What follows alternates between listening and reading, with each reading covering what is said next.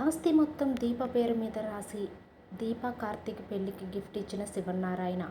ఇది ఎలా జరగబోతుంది తెలుసుకోవాలి అనుకుంటే కనుక ఈ ఎపిసోడ్ని పూర్తిగా చూడండి. అలాగే కార్తీక దీపం అప్డేట్స్ కొరకైతే మన ఛానల్ని తప్పకుండా సబ్స్క్రైబ్ చేసుకోండి.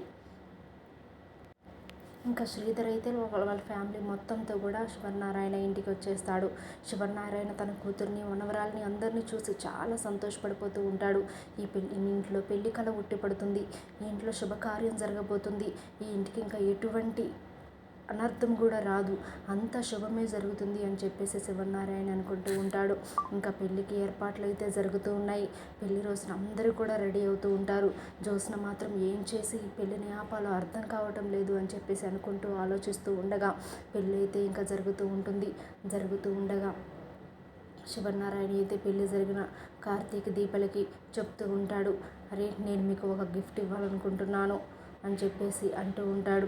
అదే, ఏంటి తాతయ్య, మీరు మాకు పెళ్లి చేస్తున్నారు, అది చాలు తాతయ్య, అంతకుమించి మాకు గిఫ్ట్ అయితే ఏమీ వద్దు. మేము అసలు ఈ పెళ్ళి జరగదనుకున్నాము. ఫస్ట్ సుమిత్రత్త ఒప్పుకోలేదు, తర్వాత నాన్న ఒప్పుకోలేదు. కానీ నాన్న కూడా పెళ్ళికి వచ్చి సుమిత్ర అత్తయ్య కూడా ఒప్పుకొని మా పెళ్ళిని గ్రాండ్గా జరిపిస్తున్నారు.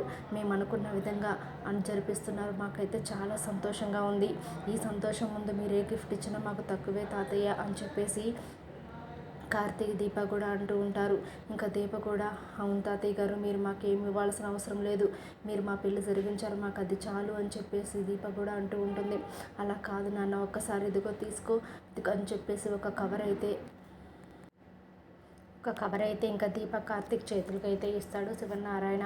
అది చూసి జ్యోత్స్న షాక్ అయిపోతూ ఉంటుంది. ఏంటి అసలు ఏం గిఫ్ట్ ఇచ్చాడు తాత, ఏమనుకుంటున్నాడు, నాకు అసలు ఏం అర్థం కావడం లేదు. ఇంట్లో ఎవరికి ఇష్టం లేకపోయినప్పటికీ ఈ పెళ్లి జరిపించాడు. ఆపితే ఊరుకోనని అన్నాడు కదా అని చెప్పేసి నేను కూడా ఎటువంటి ప్రయత్నం చేయలేదు. కానీ ఇప్పుడు ఆ కవర్లో ఏముందో ఎలా అర్థమవుతుంది నాకు అని అనుకుంటూ ఉంటుంది జ్యోత్స్న.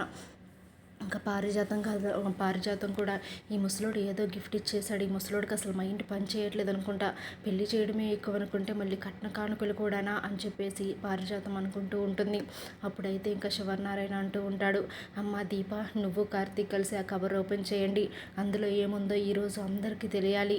నేను మీకు ఒక గిఫ్ట్ ఇస్తున్నాను, ఆ గిఫ్ట్ ఏంటో మీకు తెలియాలి, అందరికి కూడా తెలియాలి అని చెప్పేసి శివనారాయణ చెప్పడంతో ఇంకా కార్తీక్ దీప కూడా అది ఓపెన్ చేస్తారు. ఓపెన్ చేసినప్పుడు దీపక్ అయితే ఏమీ అర్థం కాదు. బావా, నువ్వు చూడు, ఇవేంటో కాగితాల్లా ఉన్నాయి అని చెప్పేసి కార్తీక్ అయితే ఇస్తుంది దీప. అది చూసిన కార్తీక్ ఒక్కసారిగా షాక్ అయిపోతూ ఉంటాడు. తాత, ఏంటిది, ఇది నిజమేనా అని చెప్పేసి అంటూ ఉంటాడు కార్తీక్. ఇంకా మనసులో అనుకుంటూ ఉంటాడు, ఏంటి ఆస్తి మొత్తం కూడా దీప పేరు మీదకి రాసేసాడు తాతయ్య. తాతకు నిజం తెలిసిందా, దీపే తన సొంత వారసురాలని, ఈ ఆస్తి మొత్తానికి కూడా వారసురాలు అని చెప్పేసి దీపే అని చెప్పేసి శివనారాయణ తాతకు తెలిసిందా, ఇదేంటి ఆస్తి మొత్తం దీప పేరు మీద రాశాడు, ఈ విషయం తెలిస్తే పారిజాతం చూసిన గుండెపోటు వచ్చి చచ్చిపోతారేమో ఈ కళ్యాణ మండపంలోనే అని అనుకుంటూ ఉంటాడు. అప్పుడైతే ఇంకా శివనారాయణ, కార్తీక్, నేను ఏమిచ్చానో నీకు అందరికీ తెలియాలి, అందరి ముందు చదువు అని చెప్పేసి చెప్పినప్పుడు ఇంకా కార్తీక్ అయితే అది చదువుతాడు. చదివినప్పుడు ఆస్తి మొత్తం కూడా దీప పేరు మీదకి రాశారని చెప్పేసి శివనారాయణ అని ఉంటుంది అగ్రిమెంట్లో. అయితే అది చదవగానే పారిజాతానికి ఒక్కసారిగా కళ్ళు తిరిగిపోతూ ఉంటాయి. అసలు ఏం జరుగుతుంది, ఆస్తి మొత్తం దీప పేరు మీద రాయడం ఏంటి, నా మనవరాలకి ఆస్తి మొత్తం రావాలని నేను ఇంత కష్టపడి నా మనవరాలను కూడా మార్చేసి నేను వాళ్ళ మనవరాలనేమో చెత్తబుట్లో పడేసి నా మనవరాలను ఆస్తి కోసం ఇలా చేస్తే ఈ ఆస్తి మొత్తం దీప పేరు మీద రాసొచ్చాడేంటి ముసలోడు, అసలు మైండ్ పనిచేస్తుందా, పనిచేయడం లేదా, అసలు ఏం జరుగుతుంది అని చెప్పేసి తల పట్టుకుంటూ ఉంటుంది పారిజాతం. ఇంకా జ్యోత్స్న అయితే ఒక్కసారిగా షాక్ అయిపోతూ ఉంటుంది.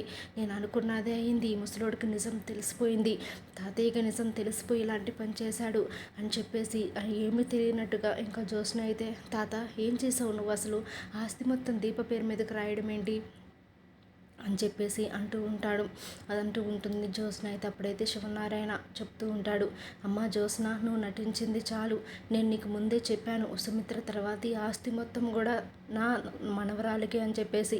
నా మనవరాలు అంటే నా సొంత మనవరాలికి, ఈ మనవరాలి నాటకంలో నాటకమాడుతున్న నీకు కాదు, మనవరాలి స్థానంలో మనవరాల్లాగా నాటకమాడుతున్న నీకు కాదు అని చెప్పగానే ఒక్కసారిగా జ్యోత్స్న గుండె పగిలిపోతుంది. ఏంటి, తాతయ్యకి నిజం తెలిసిపోయిందా, దాసు చెప్పేశాడా, అసలు ఏం జరిగింది ఇప్పటి వరకు మంచి బ్రతుకు బ్రతికాను, ఈ ఆస్తి మొత్తం నాదే అని అనుభవించాను, కానీ నా పేరు మీదకు మాత్రం నేను రాయించుకోలేను.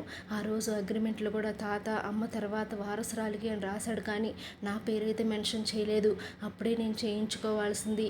ఇప్పుడు ఆస్తి మొత్తం కూడా దీప పేరు మీదకి వెళ్ళిపోయింది. ఇప్పుడు ఎన్ని తిప్పలు పడినా సరే ఆస్తి మన పేరు మీదకి రాదు. నేనేం చేసినప్పటికి కూడా ఇంకా నేనేం చేయలేను అని చెప్పేసి జ్యోత్స్న అయితే అనుకుంటూ ఉంటుంది. ఇంకా శివనారాయణ అయితే అంత నాటకం ఆడే నువ్వు ఈ ఇంట్లో ఉండడానికి వీల్లేదు, నువ్వు నీ మనవరాలను తీసుకుని వెళ్ళిపో అని చెప్పేసి పారిజాతంతో అంటూ ఉంటాడు. అది విన్న పారిజాతం ఒక్కసారిగా కళ్ళు తిరిగి పడిపోతుంది. ఇంకా అందరూ కూడా చాలా షాక్ అయిపోతూ ఉంటారు. ఇంకా దశరథ సుమిత్ర కూడా ఏంటి మామయ్య గారు, నాకు అసలు ఏం అర్థం కావటం లేదు అని చేసేసి సుమిత్ర అంటూ ఉంటుంది. అమ్మా, నీకు అర్థమయ్యేలాగా నేను అంతా చెప్తాను, నాకు మొత్తం విషయం అంతా తెలిసింది, మీరు చూస్తున్నది వేరు వింటున్నది వేరు అని చెప్పేసి అంటూ ఉంటాడు.